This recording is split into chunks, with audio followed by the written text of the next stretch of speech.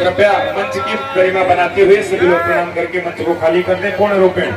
सभी लोग वैदिक ब्राह्मणों के अलावा सभी लोग जो है मंच की नियम गरिमा को बनाते हुए और मंच को खाली कर दें। परम पूज्य महाराज श्री सरकार और पूज्य श्री संत भगवान का दर्शन हम सबको प्राप्त हो।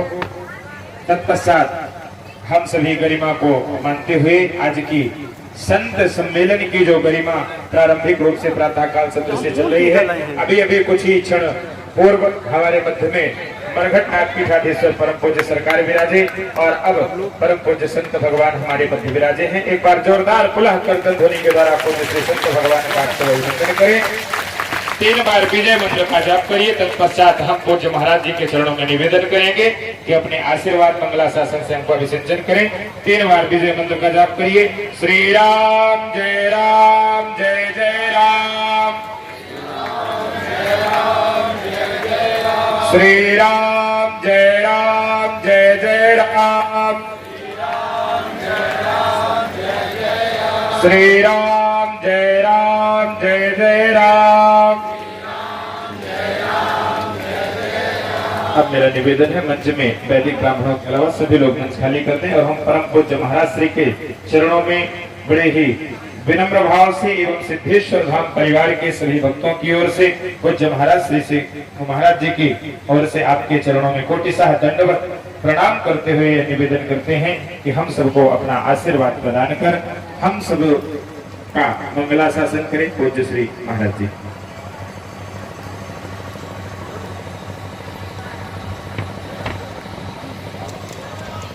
श्री सीताराम जी महाराज की जय, हनुमंत लाल जी महाराज की जय, सदगुरुदेव भगवान की जय, श्री सिद्धेश्वर बालाजी सरकार की जय, सब संतन की जय, सब भक्तन की जय, राम राम भक्त मंडली की जय, जय जय श्री सीताराम।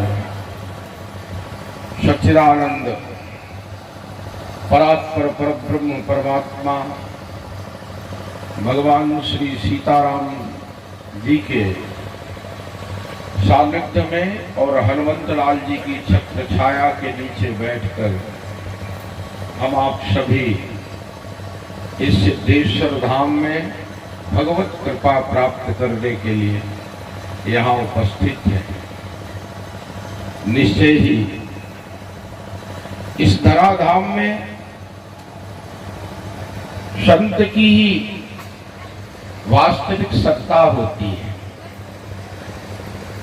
संत हृदय नवनीत समाना, कहाँ ही कविन पर कहाँ ही न जाना। और इसी संत वेश में कितने लोगों का पेट भी पालन चलता है, क्योंकि पूजा भेष की होती है ना, व्यक्ति की नहीं। भगवान का वेश होता है, व्यक्ति का नहीं होता। ये स्वरूप भगवत स्वरूप है। इसलिए लोग वाक प्रणाम करते हैं, वंदन करते हैं, चरणों में प्रणाम करते हैं, पूजन करते हैं। क्यों? क्योंकि वो भगवंत की पूजा कर रहे हैं जो भगवान ने कहा। इसलिए व्यक्ति को नहीं देखा जाता। व्यक्ति क्या है ये कहते हैं, अपने कर्म जाहि अपकारी, जो जैसा करेगा उसको तो वैसे ही मिलेगा ना। ये भगवान की सृष्टि है, यहाँ किसी को ज्यादा कम नहीं मिलता। उसी के कर्म के अनुसार यात्रा होती है। और आप जैसे लोग, यही होता है कि समाज में जो परेशान हैं, जिनको दिक्कतें हैं, परेशानियां हैं, तो आप लोग अपने भगवान को ऐसे ही संतों की कृपा से वो शक्ति और अर्जन होती है जिसके बल पर समाज का कल्याण हो। परेशान व्यक्ति अच्छा कैसे हो, इसलिए लोग बाग ऐसे दरबारों में आते हैं। और आपकी भी इच्छा यही थी कि हम भी समाज के प्रति, भगवान अलग अलग क्षेत्र में अलग अलग लोगों को कार्य देते हैं। सब लोग एक जैसे कार्य ही नहीं कर सकते, इसलिए सबका अपना अपना कार्य है। और आपका संतों के प्रति बड़ा स्नेह है, और जिसका संत के प्रति स्नेह होगा उसको निश्चित ही भगवंत की कृपा प्राप्त होती है। ये शास्त्र सम्मत बाध्य है। जितना ही गौ ब्राह्मणों के प्रति जितना ही आपका प्रेम बढ़ता जाएगा, उतना ही भगवान की कृपा बढ़ती जाएगी।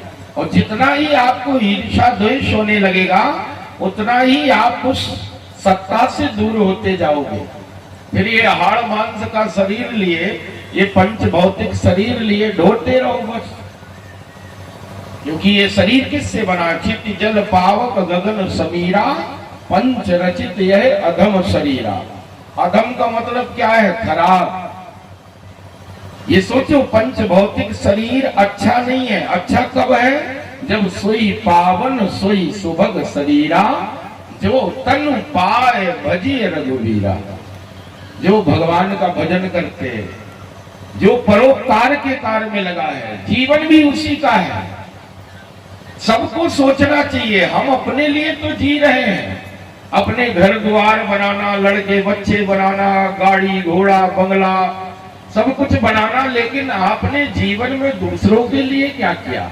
परमात्मा कौन है? जो पराये की आत्मा है वो तो परमात्मा है। वैसे परमात्मा को किसी ने देखा है क्या? लेकिन जब आप कोई परोपकार का कार्य करते हो तो अपने आप आपका मन प्रसन्न हो जाता है। और मन प्रसन्न जहां हो वही तो स्वर्ग है, वही तो अच्छा कार्य है। और जहां मन दुखी हो वो कार्य अच्छा नहीं है। मनुष्य का जीवन इसलिए नहीं है कि ये हाड़ मांस का शरीर है, लड़के बच्चे पैदा करो, गृहस्थी बनाओ, नाती पंथी हो, फिर इसके बाद चल दो। आपने अपने लिए क्या किया? जो आपको जीवन भगवान ने इतना अनमोल शरीर जो आपको प्राप्त हुआ, ठीक है भगवान ने नहीं दिया, आप अपने कर्म से प्राप्त किए हो, तो इसको दोबारा कहां से मिलेगा? अच्छा करने से ही तो मिलेगा। सुख सोचो तो सुख एसी में पड़े हुए कमरे में भी नहीं है। 4-6 घंटे पड़े रहोगे फिर वहां भी उब जाओगे। कोई कष्ट हो जीवन में वो भी स्थायी नहीं रहता, क्योंकि सुख और दुख है। यदि आपके पास सुख है तो दुख के लिए तैयार रहो, नहीं फिर परमहंस योगियों की वो गति होती है जो सुख और दुख से परे होते हैं। अब लोग यदि पंच भौतिक शरीर को लिए ढो रहे हैं तो कभी कभी सुख में बड़े प्रसन्न हो गए, और फिर जब दुख आता है तो रुदन होने लगता है, परेशान होने लगते हैं। और जो समझ ले कि जो कुछ हो रहा है वो भगवान की इच्छा से ही हो रहा है, हमारी इच्छा से नहीं होगा। हम तो चाहते हैं कि हम बीमार ना हो, फिर भी हो जाते हैं, क्योंकि हम कर्म क्षेत्र में है ना। कर्म आप करो, फल देने वाला भगवान है। फल भगवान की ही कृपा से प्राप्त होता है। इसीलिए उन्होंने कहा कर्मण्डे वाधिकारस्ते मां फलेषु कदाचित्। फल की इच्छा छोड़ दो, आप जो करोगे वो मिलेगा। समाज को दिखाने के लिए आप कुछ भी कर सकते हो, लेकिन भगवान तो है ना जब सब कुछ जानता है।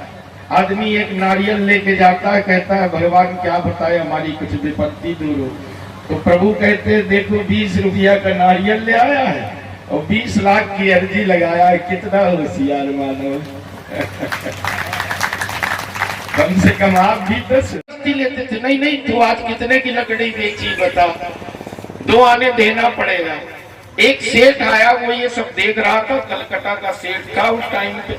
उसने कहा महाराज जी, वो पूछा और लोगों से तो बोले कि महाराज जी यहाँ बांध बना रहे हैं, उसके लिए सबसे चंदा लेते हैं। तो बोले कि स्वामी जी मेरी भी इच्छा है कि मैं भी कुछ दान करूं। बोले ठीक है कर दो। बोले कितना लग जाएगा खर्च बांध बनाने में? बोले इसमें तो लाखों का खर्च है। बोले मैंने 1 लाख रुपया दिया। तो बोले तुम्हारा नहीं लेना। उड़िया बाबा ने कहा तुम्हारा नहीं लेना। तो बड़ा अचंभित हुआ कि अभी तो एक आने 2 आने मांग रहे हैं, हमने 1 लाख कह दिया तो ना कर रही है। तो उन्होंने कहा नहीं नहीं तुम्हारा धन हम लगाएंगे तो वो पता नहीं बांध कैसी क्या स्थिति में पहुंचेगा। और आज देख लो मिट्टी का बनाया बांध वो बना हुआ।